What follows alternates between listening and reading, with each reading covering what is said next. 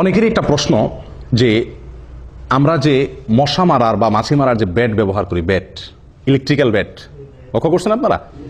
এগুলো দিয়ে মশা মারি আমরা, তাই না? মশা মাছি মারি। তো ইলেকট্রিক্যাল ব্যাট এগুলো দিয়ে মশা মাছি মারা জায়েজ আছে কিনা, এটি একটা গুরুত্বপূর্ণ প্রশ্ন। আর এই প্রশ্নটা আসার কারণ হলো সহিহ বুখারীর এক হাদিসে আসছে, নবী সাল্লাল্লাহু আলাইহি ওয়াসাল্লাম বলেছেন, ইন্নান নার লা ইউআযযিবু বিহি ইল্লাল্লাহ। আগুন এটা এমন একটা সৃষ্টি আল্লাহর যে এটা দিয়ে আল্লাহ ছাড়া আর কেউ শাস্তি দেওয়ার অধিকার নাই। কেউ কাউকে আগুন দিয়ে শাস্তি দেওয়ার অধিকার নাই।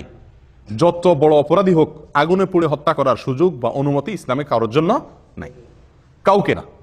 এটা তো আমরা মনে করি হয়তো মানুষের ব্যাপারে, না, সাধারণ জীবজন্তুর ব্যাপারেও একই নির্দেশ। কারণ সুনান আবু দাউদের আরেক হাদিসে আসছে নবী সাল্লাল্লাহু আলাইহি ওয়াসাল্লাম থেকে যে সাহাবীদের কেউ কেউ একবার পিপিলিকার কোনো গর্ত বা পিপিলিকার কোনো এলাকা তাদের দল সহকারে আগুনে পুড়ে শেষ করে ফেলছে, আগুনে পুড়ে তাদেরকে মারছে। নবী সাল্লাল্লাহু আলাইহি ওয়াসাল্লাম দেখে নিষেধ করেছেন এবং বলেছেন, ইন্নাহু লা ইয়ানবাগি আন ইউআযযাবা বিন-নারি ইল্লা অথবা ইউআযযাবা বিন-নারি ইল্লা রাব্বুন নার। আগুন দিয়ে আগুনের মালিক আল্লাহ ছাড়া আর কেউ শাস্তি দেওয়ার অনুমতি নাই। তাহলে পিঁপড়া নবী সাল্লাল্লাহু আলাইহি ওয়াসাল্লাম আগুন দিয়ে পুড়তে কি করছেন?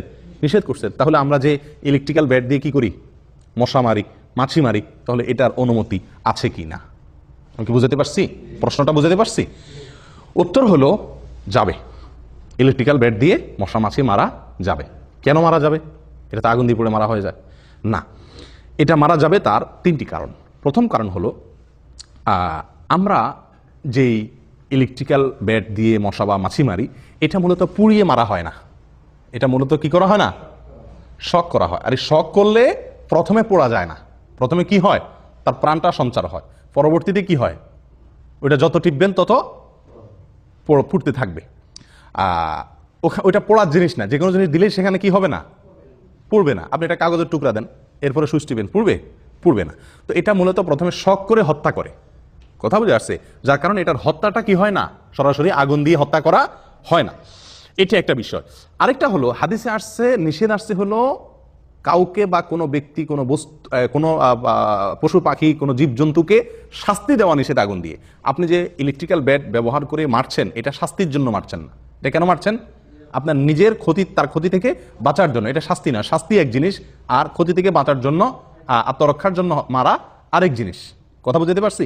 তাহলে এটা হাদিসের আওতা পড়বে না। নাম্বার 3, আপনার বেশিরভাগ ক্ষেত্রেই আপনার এই ধরনের মশা মাছি এগুলোকে এই ধরনের কোনো কিছু দিয়ে না মারলে সাধারণত এগুলোর থেকে আর আত্মরক্ষার অন্য কোনো কার্যকর উপায় থাকে না। তো একরকম অনন্য উপায়ও আমরা বাধ্য। বুঝে আসছে কথা? যার কারণে ওলামায়ে কেরাম এটাকে অনুমতি দিয়েছেন। শেখ ইবনে উসাইমিন রাহিমাহুল্লাহ এটাকে জায়েজ বলেছেন, সালেহ আল মুনাজ্জিদ হাফিজাহুল্লাহ জায়েজ বলেছেন, অনেক ওলামায়ে কেরাম এটাকে জায়েজ বলেছেন এই সমস্ত কারণের ভিত্তিতে। প্রথম কারণ হলো এটি সরাসরি কি হচ্ছে না, আগুন দিয়ে পুড়ে মারা হচ্ছে না। দ্বিতীয় হলো আল্লাহ তাআলা নিষেধ করেছেন তাদেরকে শাস্তি দেওয়ার জন্য। শাস্তি দেওয়া ভিন্ন জিনিস, আর তার থেকে আত্মরক্ষা আরেক জিনিস। আর তৃতীয় কথা হলো এটা এক ধরনের নিরুপায়ও বটে আমরা। কারণ হলো এই সমস্ত মশা মাছি এগুলো থেকে বাঁচার জন্য অন্য কোনো কার্যকর উপায় এত বেশি থাকে না সাধারণত। এগুলো দিয়ে যত সহজে তাদেরকে শেষ করা যায়। শরীয়ত আমাদের সুবিধার জন্য মানুষের ক্ষতি থেকে বাঁচার অধিকার মানুষকে দিয়েছে। এখন এগুলো আপনার ক্ষতি করবে, আপনি এগুলো মারতে পারবেন না, এটা না, মারা যাবে।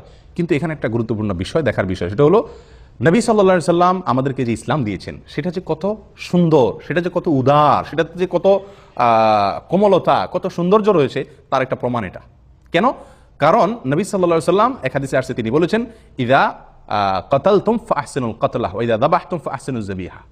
তোমরা যদি কোনো পশু পাখিকে হত্যা করা লাগে, মারা লাগে, জবাই করা লাগে, তাহলে জবাই করার লাগে তার আগে ছুরিটাকে ভালো করে ধার দিয়ে নিও। তিনি নির্দেশ করেছেন ধার ভালো করে দিয়ে নিবা। কেন? যাতে করে ওই পশুটার জান বাইর হইতে খুব বেশি সময় না লাগে, তার কষ্টটা কম হয়। আল্লাহ তোমাকে তার গোশত খাওয়া হালাল করেছেন, এই জন্য তুমি জবাই করতেছো, কিন্তু যতটুকু প্রয়োজন তার চেয়ে বেশি কষ্ট তাকে দিও না। কত সুন্দর ইসলাম! বিভিন্ন ধর্মে দেখবেন এক কোবে কাটার নির্দেশ। হ্যাঁ, এক কোবে কাটে, তারপরে ঝুলায়া কাটে, পিটায় পিটায় কোবায়া মারে। অনেকভাবে হত্যা করার কালচার আমরা দেখি।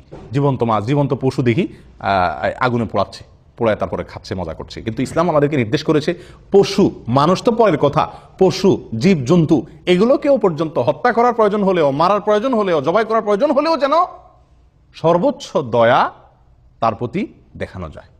এই যে পিঁপড়া আগুন দিয়ে পুড়ে মারা নিষেধ করেছে ইসলাম।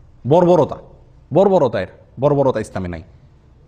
যতটুকু সম্ভব তোমার মারতে হবে, ঠিক আছে, তুমি তার ক্ষতি থেকে বাঁচার জন্য মারার অধিকার আছে, কিন্তু যত দ্রুত, যত কম কষ্ট দিয়ে মারা সম্ভব হয়, বিনা প্রয়োজনে তাকে কষ্ট দিবে না। এখান থেকে ইসলামের একটা বিরাট সৌন্দর্য বোঝা যায় এবং প্রমাণিত হয়। যাই হোক, তাহলে খোলাসা কথা হলো, ইলেকট্রিক্যাল ব্যাট দিয়ে মশা মাছি যদি আমরা মারি সেটা গুনাহ হবে না ইনশাআল্লাহ, এবং সেটা এই হাদিসের আওতায় পড়বে না।